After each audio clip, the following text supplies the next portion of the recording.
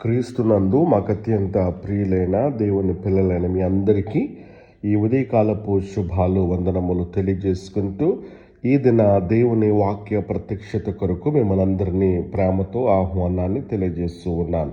రండి, దేవుని యొక్క వాక్యాన్ని మనం చదువుదాం. యోబు గ్రంథం 6వ అధ్యాయము 8వ వచన భాగంలో దేవుని యొక్క వాక్యం ఈ రీతిగా సెలవిస్తూ ఉంది. ఆహా, నా విన్నపము నాకు నెరవేర్చబడును గాక, నేను కోరు దానిని దేవుడు నెరవేర్చును గాక. చదవబడినటువంటి ఈ మాటను మనం చూస్తూ ఉన్నప్పుడు యోబు ఇక్కడ నిర్దోషినని చెప్పుకున్నటువంటి మాటలలో యోబు ఏమని పలుకుతున్నాడు అని అంటే గనక, నేను కోరు దానిని దేవుడు నెరవేరుస్తాడు అని చెప్పేసి యోబు చాలా స్పష్టంగా తెలియజేస్తూ ఉన్నాడు. ఇక్కడ యోబు యొక్క శ్రమలకు, అతడు చేసినటువంటి పాపములకు కారణమై ఉండొచ్చు అని చెప్పేసి ఎలీఫజు తేల్చి చెప్పినట్లుగా దానికి సమాధానంగా యోబు తన వాదనను వినిపిస్తూ, మరలా విచారించండి, నేను నిర్దోషిగా కనబడతానని చెప్పేసి యోబు గ్రంథం 6వ అధ్యాయము 29వ వచన భాగంలో మనం చూస్తూ ఉన్నాం. ఇప్పుడు ఇక్కడ తాను నిర్దోషినని చెప్పుకున్నటువంటి మాటలలో యోబు ఈ రీతిగా పలుకుతూ ఏమంటా ఉన్నాడంటే, నేను కోరు దానిని దేవుడు నెరవేరుస్తాడు అని చెప్పేసి చాలా స్పష్టంగా తెలియజేస్తూ ఉన్నాడు. కనుక దీన్ని బట్టి మనం ఆలోచించవలసినటువంటి విషయం ఏంటంటే, మన జీవితంలో కూడా దేవుడు మనము కోరుకున్నటువంటి దానిని మన జీవితంలో నెరవేర్చగల సమర్థుడు అనేటువంటి విషయాన్ని నేను మీకు జ్ఞాపం చేస్తూ ఉన్నాను. అలాగైతే మనము కోరు దానిని దేవుడు నెరవేర్చాలి అని అంటే గనక మన జీవితము దేవుని ఎదుట ఏ విధంగా ఉండాలి, ఎవరి కోరికను దేవుడు నెరవేరుస్తాడు అని గనక మనం ఆలోచించగలిగినట్లయితే ఒక మాటను నేను మీకు జ్ఞాపం చేస్తాను. సంకీర్తనలో నుంచి 145వ సంకీర్తన 145వ సంకీర్తన 10వ శరణంలో 19వ శరణంలో మనం చదువుతూ ఉన్నప్పుడు దేవుని వాక్యం ఈ రీతిగా సెలవిస్తూ ఉంది. తన యందు భయభక్తులు గల వారి కోరిక ఆయన నెరవేర్చును, వారి మొర ఆలకించి వారిని రక్షించును. ప్రభునందు ప్రియ దేవుని బిడ్డలారా, మన జీవితంలో చాలా కోరికలు అనేవి ఉంటాయి. కానీ ప్రతి కోరిక నెరవేరుతుందా అంటే కనుక నెరవేరదు. ఎందుకంటే దేవుడు మన కోరికలను మాత్రమే చూడడు, కానీ మన హృదయ స్థితిని కూడా చూస్తున్నాడు అనే సత్యాన్ని మనం గుర్తించాలి. అందుకనే దేవుని యందు నిజమైనటువంటి భయభక్తులు మనము కలిగి ఉన్నప్పుడు మన ప్రార్థనలు ఎలా ఉంటాయి అని అంటే గనక అవి చాలా శక్తివంతమవుతాయి అనేటువంటి విషయాన్ని నేను మీకు జ్ఞాపం చేస్తూ ఉన్నాను. మరి భయభక్తులు అంటే ఏమిటి?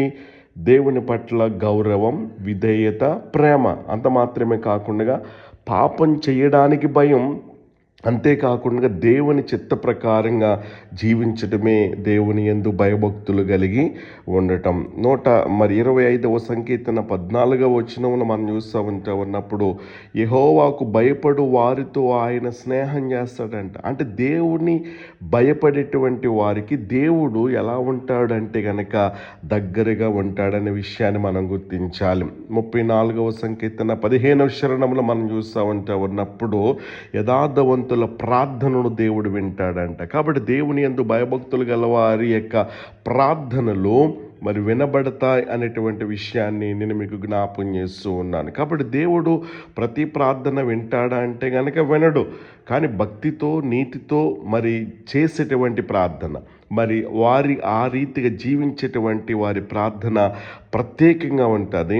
అంత మాత్రమే కాకుండా భక్తి లేకుండా చేసేటువంటి ప్రార్థన కేవలం ఖాళీ మాటలే. భక్తితో చేసేటువంటి ప్రార్థన అది ఎలా ఉంటుందంటే శక్తివంతమైన ప్రార్థనగా ఉంటుంది. కాబట్టి మన కోరికలు దేవుని చిత్తానికి గనక సరిపోతే గనక దేవుడు ఖచ్చితంగా నెరవేరుస్తూ ఉంటాడు. 1 యోహాను పత్రిక 5వ అధ్యాయం 14-15 వచనాలు మనం చదువుతూ ఉన్నప్పుడు, మనం ఆయన చిత్త ప్రకారంగా అడిగినప్పుడు ఆయన మన మనవి వింటాడు అని చెప్పి చెప్పేసి దేవుని వాక్యములో మనం చదువుతూ ఉంటూ ఉన్నాం. కాబట్టి ఇక్కడ మనం అడిగేది స్వార్థం కోసమా, లేక దేవుని మహిమ కోసమా? దేవుని చిత్తానికి సరిపోయేటువంటి కోరికలు ఎప్పటికీ కూడా నెరవేరుతాయనేటువంటి విషయాన్ని మనం గుర్తించాలి. కాబట్టి భయభక్తులు కలిగినటువంటి వారి జీవితంలో దేవునికి ఆశీర్వాదాలు ఉంటాయి. అందుకే ఇక్కడ మనం చదివాము, తనకు భయపడేటువంటి వారి కోరికను దేవుడు ఏం చేస్తాడో తెలుసా?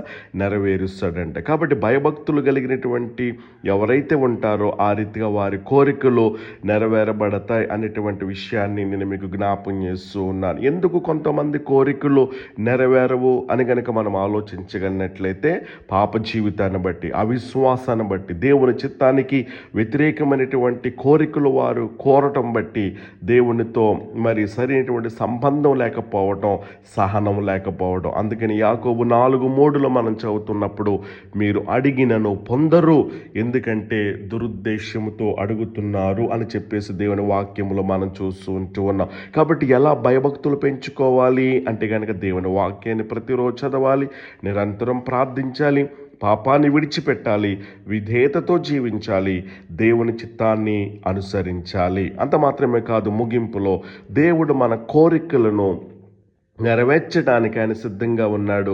కానీ ముందుగా ఆయన ఏం చూస్తాడు అని అంటే కనుక మన హృదయాన్ని చూస్తూ ఉంటాడు. కాబట్టి భయభక్తులు ఉన్న చోట దేవుని సమాధానం ఉంటుంది, విధేయత ఉన్న చోట ఆశీర్వాదం ఉంటుంది, నిజమైన భక్తి ఉన్న చోట అద్భుతాలు జరుగుతూ ఉంటాయనేటువంటి విషయాన్ని నేను మీకు జ్ఞాపం చేస్తూ ఉన్నాను. మరి దేవునికి ఎవరైతే భయపడుతూ ఉంటారో, భయపడినటువంటి వారికి కన్నీరు ఎప్పటికీ కూడా వృధా కాదు.